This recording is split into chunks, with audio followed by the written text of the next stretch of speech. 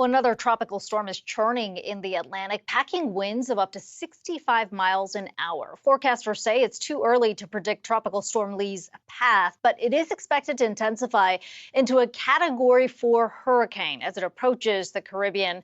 This comes just days after Hurricane Idalia devastated parts of the Gulf Coast. The scale of natural disasters are starting to take a financial toll on insurance companies, with losses already totaling $50 billion.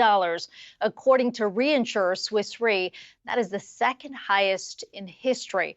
And as natural disasters have affected states across the country, insurers are opting to leave states that have been hardest hit.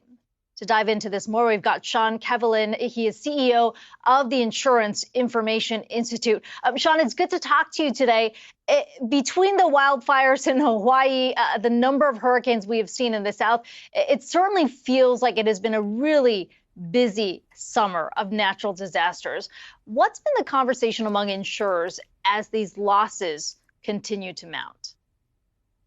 Well, I think what we're seeing is the results of a trend where populations are moving more and more into harm's way. And then when you put on top of that either national trends or individual state circumstances, it can be problematic for insurers doing business.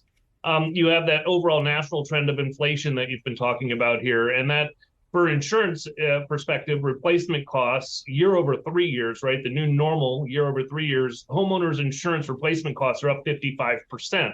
Auto replacement costs are up 45%. So high inflation rates that are really going to take upwards of 10 years to get into anywhere of a normal state. But then getting into the specific states, a state like Florida, which it looks right now like it's trending towards the East Coast, and southern Florida being one of the most populated or growing populations in the U.S., you've also got layered on top of that legal system abuse, fraud. That's running rampant in that state. In fact, close to 80%, 79% of all homeowners litigation resides in the state of Florida, when in fact only 9% of the overall claims for the nationwide trend reside in that state. So you've got a specific circumstance with insurance being regulated and placed in a specific state that's causing a big challenge to do business in Florida. California being another you mentioned with wildfires. But on top of the wildfires, insurers are having a difficult time due to antiquated regulation. Actually, they're not allowed to model in this day and age. They're not allowed to price reinsurance into the pricing of insurance, and they're not allowed to really adjust for inflation like we're seeing and we just talked about. So some extraordinary circumstances in some states, but overall, I think we need to understand that the industry is a solvent industry. It has about $1 billion in policyholder surplus, but it can't withstand some of the trends in some of these states. So, Sean, is this something we're seeing it right now with insurers pulling out of California, some insurers no longer offering insurance policies in Florida? Is this something that we could then see potentially spread to other parts of the country?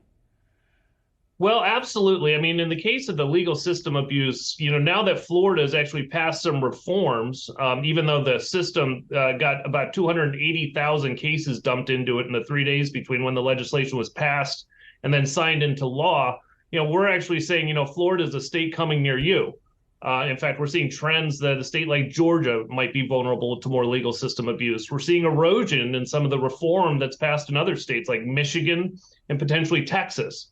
So yes, these trends that we're seeing in Florida, they are going to be looking at other states. It's hard to drive around in this country right now and not see a lot of legal billboards right now talking about insurance claims. So that costs the insurance policyholders a good amount of money.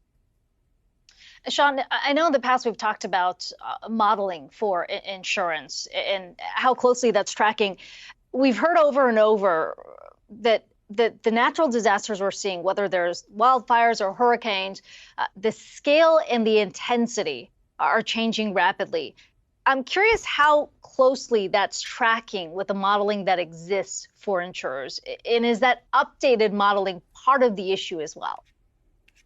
There are some reports that are saying intensity is increasing. Now, whether or not using that word rapid is accurate, I'm not quite sure. If you look at it in terms of insurance losses, again, because populations are growing in some of these areas that are more in harm's way, that intensity is insurance losses. In fact, since the 1980s, insurance losses have increased 700%. So we are seeing that we're having more record years of insurance losses, in large part because of growing population. But there is statistics. In fact, our non-resident scholar, Dr. Phil Klotzbach out of Colorado State University, is seeing some of that intensity happening in the likes of hurricanes and other natural catastrophes. Again, insurance is modeling for that when it can. Unfortunately, a state like California, it can't do that yet. And so it's not able to really price the insurance at an actuarially sound rate.